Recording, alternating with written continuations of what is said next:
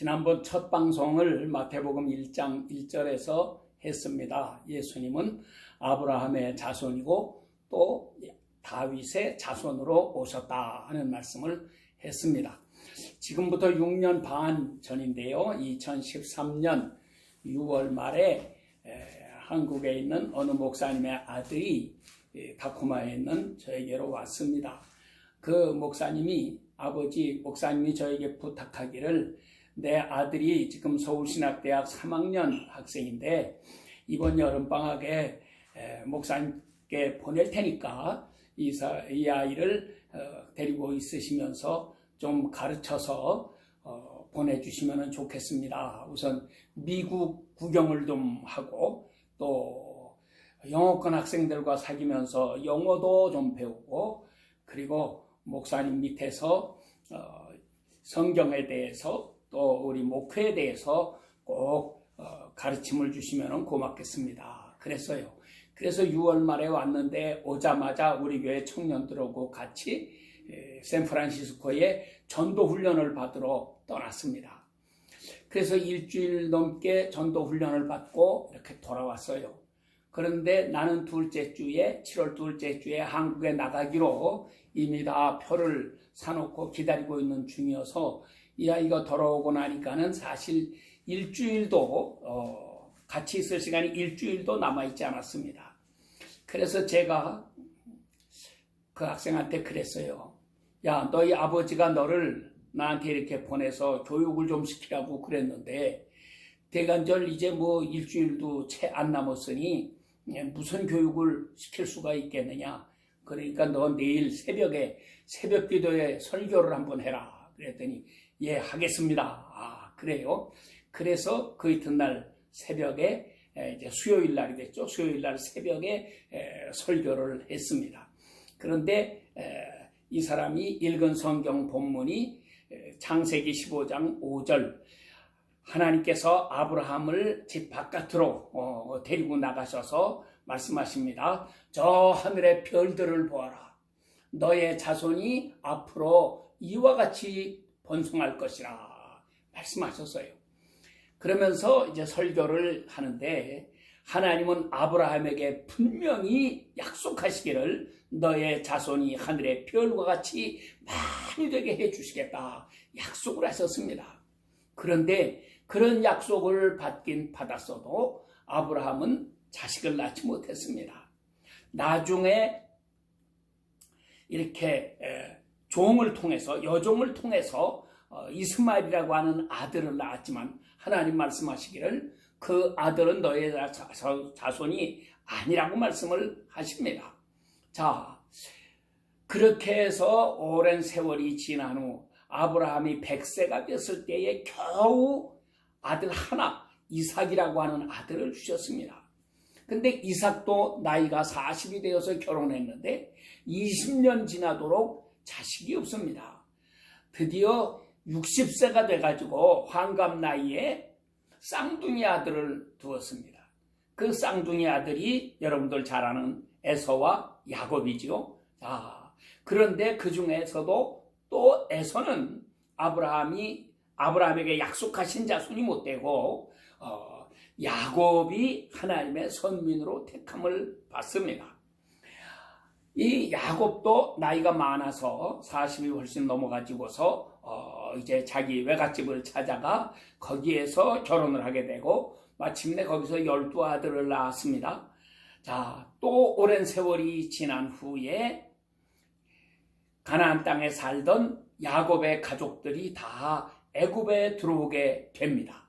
그래가지고 이렇게 하나님의 약속이 빨리 이루어지지 않고 오랜 시간이 지나고 하나님의 약속은 도무지 이루어지지 않는 것처럼 느껴질 때가 많이 있었는데 이렇게 이스라엘 백성들 70명이 애굽의 이주에 들어와 가지고 거기에 우리 출애굽기 1장 7절에 있는 말씀을 보니까 이스라엘 자손은 생육이 불어나 번성하고 매우 강하여 온 땅에 가득하게 되었더라.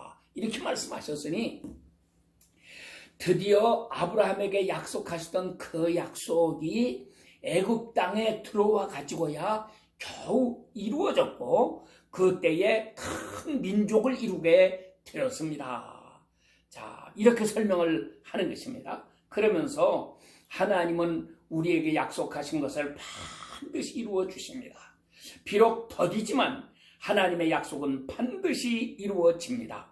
우리가 이 믿음을 가지고 하나님께 기도하고 이 믿음을 가지고 주님께 더 가까이 나아가야 되겠습니다. 자, 그런 내용으로 설교를 했습니다. 자, 그런데 이제 수요일 날 새벽에 그런 설교를 했고요.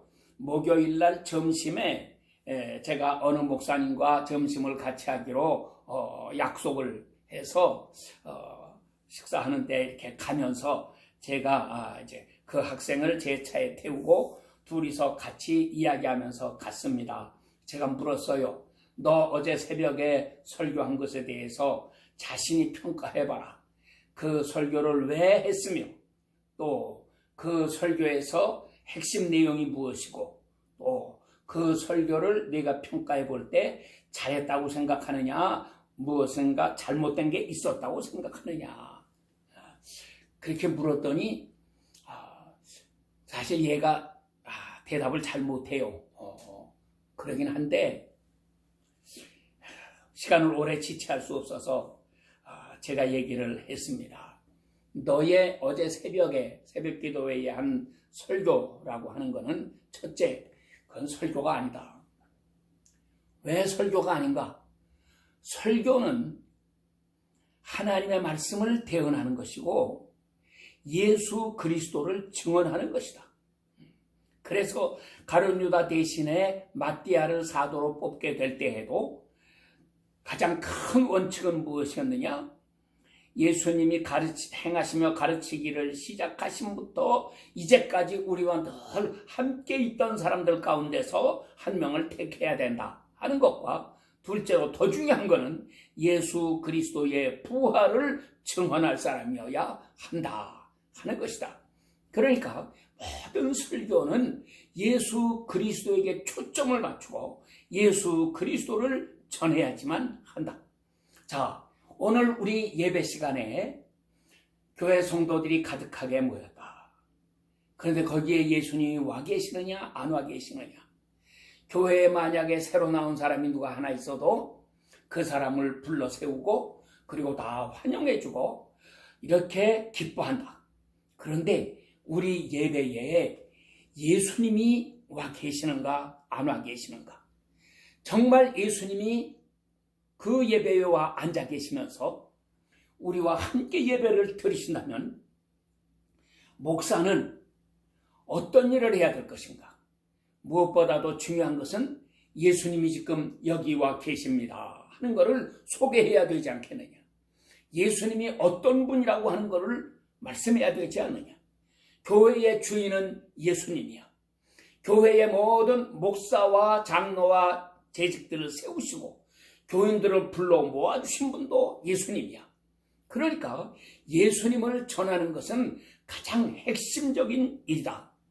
그런데 너의 어제 설교에서는 예수님에 대한 얘기를 한마디도 하지 않았다.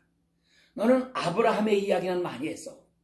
그렇지만 예수님에 대한 얘기는 한마디도 하지 않았다. 그렇게 하면 그건 설교가 될 수가 없다.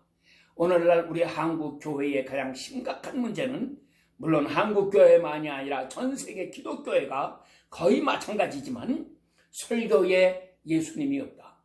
예배에 예수님이 주인이 되시지를 못한다. 예수님은 어느 자리에 계신지 한데 쫓겨나 계시고 인간들만 모여서 이렇게 축제를 벌이고 잔치하듯이 하고 그러다가 끝나버리는 게 예배다. 이러므로 한국 교회가 죽어가고 있고 미국 교회도 이미 다 죽고 구라파 교회도 다 죽어버렸고 정말 우리가 교회를 새롭게 살려내고 마지막 시대에 그리스도의 종으로서 예수님 잘 전하는 사람이 되기 위해서는 이 설교가 살아나야 된다. 이 설교의 핵심은 예수 그리스도다. 그런데 너는 어제 새벽에 예수 그리스도를 전하지 않았다.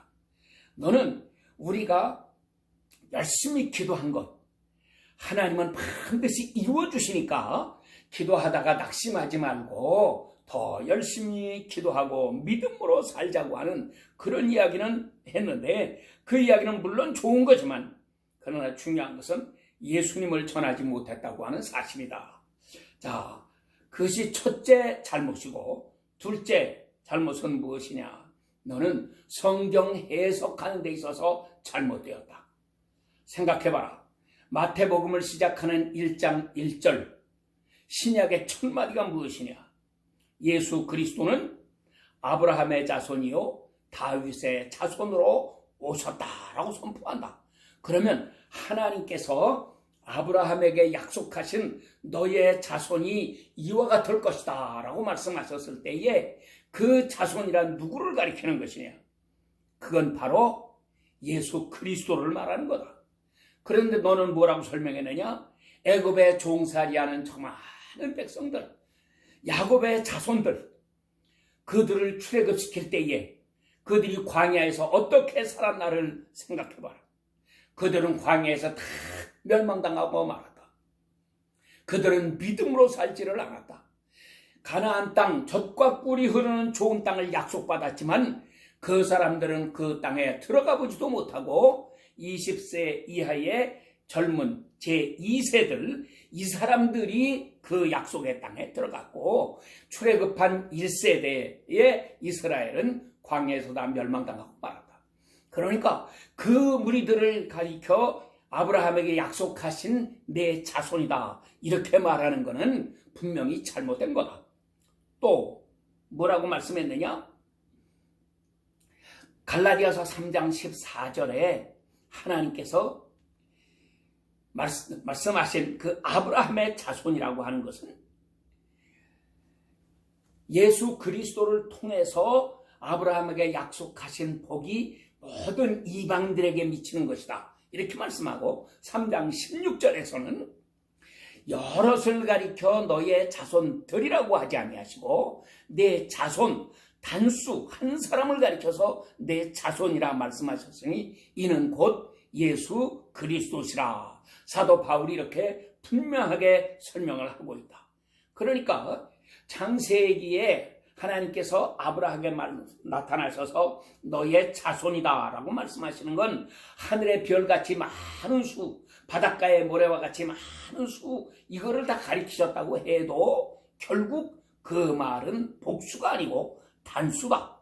그런데 그 단수가 예수 그리스도를 말하는 것이고, 하늘의 별같이 많거나 바닷가의 모래와 같이 많거나 그것은 장차 그리스도 안에서 이루어질 모든 신실한 그리스도인들을 가리켜서 말씀하시는 것이 아니겠느냐. 그러니까 이것을 설명해야 되는데 너는 이런 설명을 하지를 못했기 때문에 성경 해석이 잘못된 것이다. 그리고 또 우리가 깊이 생각하면 아브라함의 자손은 첫째, 하늘의 별과 같이 많은 자손들이 있고 바닷가의 모래와 같이 많은 자손들이 있다. 또는 티끌과 같이 많게 된다고도 말씀을 하셨다.